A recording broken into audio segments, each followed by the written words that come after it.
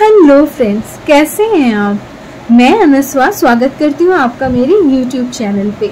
आज भी मैं आपसे अपना एक पास्ट लाइफ का एक्सपीरियंस शेयर करने जा रही हूँ। ऑब्वियसली ये भी बहुत इंटरेस्टिंग, एंटरटेनिंग और एक्साइटिंग वीडियो बनने वाली है। तो अगर आप मेरे वीडियो में नए हैं, मेरे चैनल में नए हैं, तो मेरे चैनल को जल्दी से सब्सक्राइब कर लीजिए और लाइक शेयर करना बिल्कुल मत भूलिएगा, क्योंकि मुझे ज़रूरत है आपकी बहुत बहुत सपोर्ट और प्यार की। तो चलिए आगे बढ़ते हैं वीडियो की तरफ। मैं आपसे जिस वक्त की बात करने अभी जा रही हूँ वो जो इंसिडेंट हुआ था ना, इसी घर में, ऑब्वियसली इसी घर में वो इंसिडेंट हुआ था। और उस इंसिडेंट के बारे में मैं जिस बात आपको करने जा रही हूँ वो साल है 2014, ठीक है। तो 2014 में एक ऐसा इंसिडेंट हुआ था कि मैं जो है अपने रूम में सो रही थी और मेरी मम्मी भी मेरे साथ में थी। हम लोग सेम बेड पे हम लोग सो रहे थे।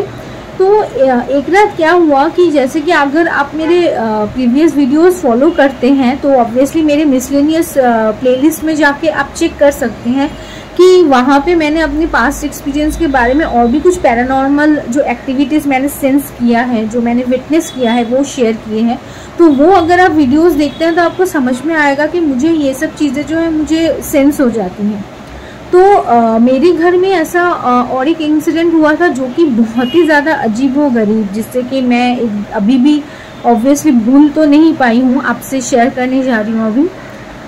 एक बार ऐसा हुआ कि जैसे कि मैं बता रही थी कि अपने रूम में मैं सो रही थी, 2014 की बात है। तो अपने मम्मी के साथ अभी हम लोगों का जो विंडो है, गर्मी का टाइम था, हम लोगों का विंडो पूरा खुला हुआ था और रोड साइड विंडो था वो, तो ऑब्वियसली वो खुला हुआ ही रहता है, खुला हुआ था। अभी अचानक से ऐसा हुआ ना कि जो विंडो है, मैं जैसे आँख बंद करके सो रही हूँ, मुझे लिटरली दिख रहा है, वो 1-1:30 बजे का टाइम होगा, मुझे दिख रहा है कि पूरी जली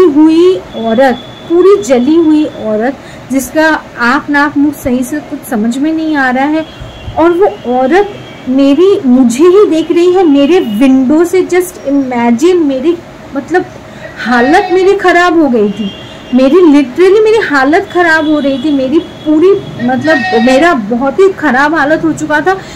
ये ऐसा हो रहा था ना कि जैसे ही मैं आंखों को बंद कर रही हूँ, मुझे साफ साफ वो औरत दिख रही है कि वो मुझे ही देख रही है, और वो पूरी जली हुई है। और हम लोगों का फ्लैट जो है वो फर्स्ट फ्लोर में है, तो ऑब्वियसली वो अगर विंडो से पूरा मुझको देख रही है तो ऑब्वियसली वो लेविटेट कर रही है, विंड में, हवा में लेविटेट कर रही है, तभी वो मुझको ऐसे पूरा देख रही है। अभी भी मेरे मतलब हालत ख़राब हो रही है आपको ये बताते हुए। एनीवेज, तो जैसे ही मैं आँख बंद कर रही थी, मुझे वो औरत साफ साफ दिखाई दे रही है, और जैसे ही मैं आँखों को खोल रही हूँ, विंडो में कुछ भी नहीं है।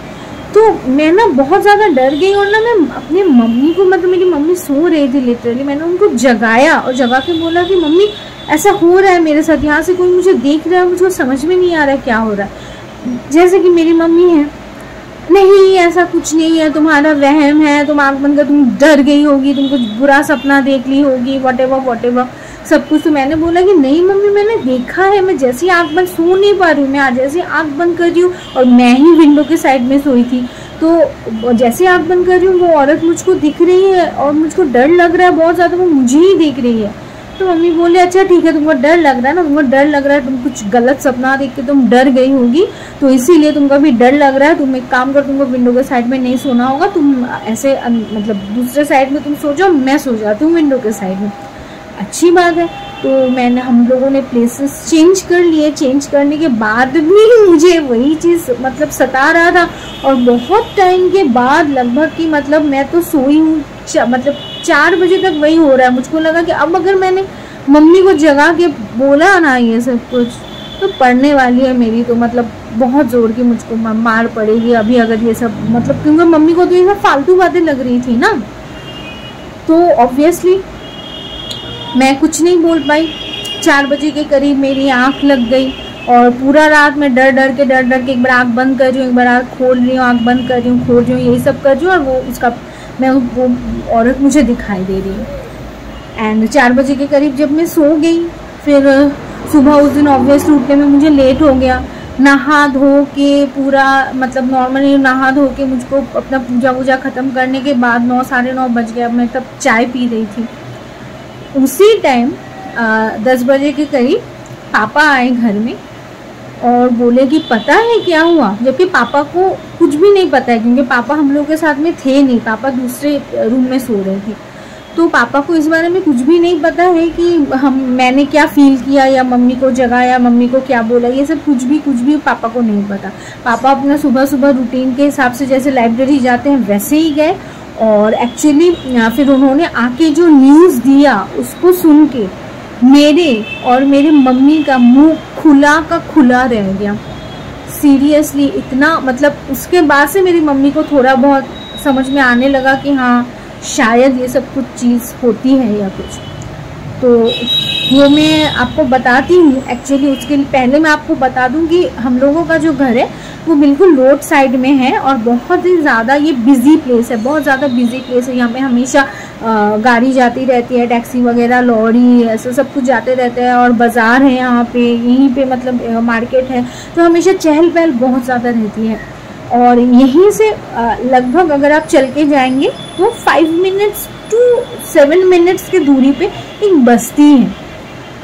वहाँ पे मतलब जो है बस्ती जिसको बोलते हैं हम लोग चौल टाइप का बस्ती जहाँ पे होता है, बहुत सारे लोग वहाँ पे रहते हैं और बहुत मतलब बहुत बड़ा बस्ती है वो। तो हम लोग उसको दासपाड़ा बोलते हैं, वो प्लेस का नाम है दासपाड़ा। हमारे यहाँ से 5 to 7 मिनट्स का दूरी पर है। लेकिन अगर वहाँ पे कुछ इंसिडेंट होता है या कुछ हो, ये हम लोग यहाँ से बहुत करीब ही है, लेकिन ऐसा ये पॉसिबल नहीं है, इतना भी पास नहीं है ये प्लेस कि वहाँ पे कुछ हो तो यहाँ पे सुनाई दे। It is not possible.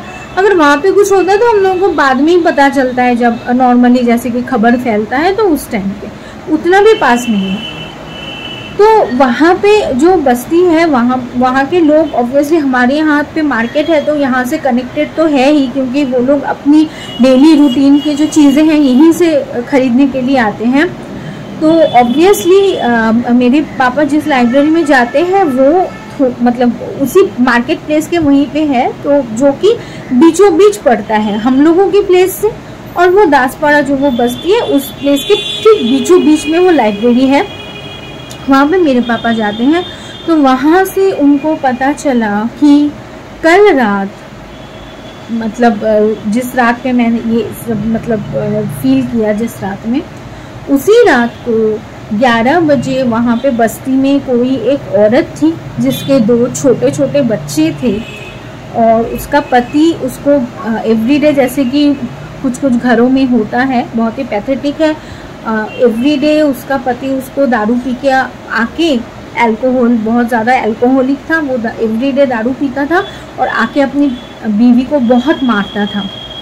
और ऑब्वियसली वो लोगों के घर में काम करती थी, जितने भी पैसे उसके पास रहते थे वो भी छीन लेता था और बच्चों के साथ भी अच्छा बिहेव नहीं करता था, बच्चों को भी मारता था और शायद उसका एक्स्ट्रा मैरिटल अफेयर भी था।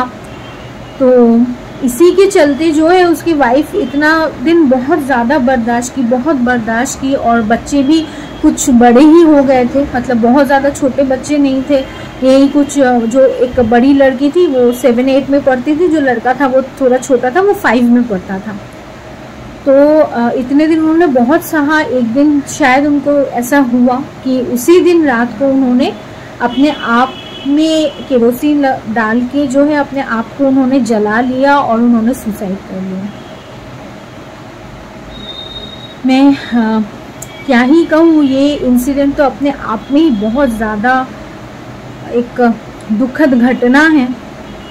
इसको मुझे सुन के भी इतना ज़्यादा मुझे बुरा लगा। और वो औरत, मुझको नहीं पता कि रात को मैंने जिस औरत को देखा जो मुझे देख रही थी, वो औरत सेम थी क्या, उसी की आत्मा थी जो पूरी जली हुई थी, या कोई और था, मुझे कुछ समझ में नहीं आया। लेकिन ऐसा इंसिडेंट हम लोग के घर के बहुत ही ज़्यादा पास में हुआ कि उस औरत ने अपने आप को आग लगा के जो है अपने पति के वजह से अपने आप को आग लगा के उस औरत ने सुसाइड कर लिया। और इसके चलते रात से ही वहाँ पे पुलिस वगैरह आ जा रही थी, लेकिन हम लोगों को समझ में नहीं आया क्योंकि बहुत रात हो चुका था। सुबह जब न्यूज़ ऑब्वियसली जब खबर फैली तो पापा को पता चला, इन सबको पता चला। तो तब जाके मुझको ये हुआ कि 11 बजे वो औरत का देहांत हुआ, 11:30 बजे, और 1 बजे मुझे ये सारी चीज़ें फील हुई, मुझे ये चीज़ें दिखी।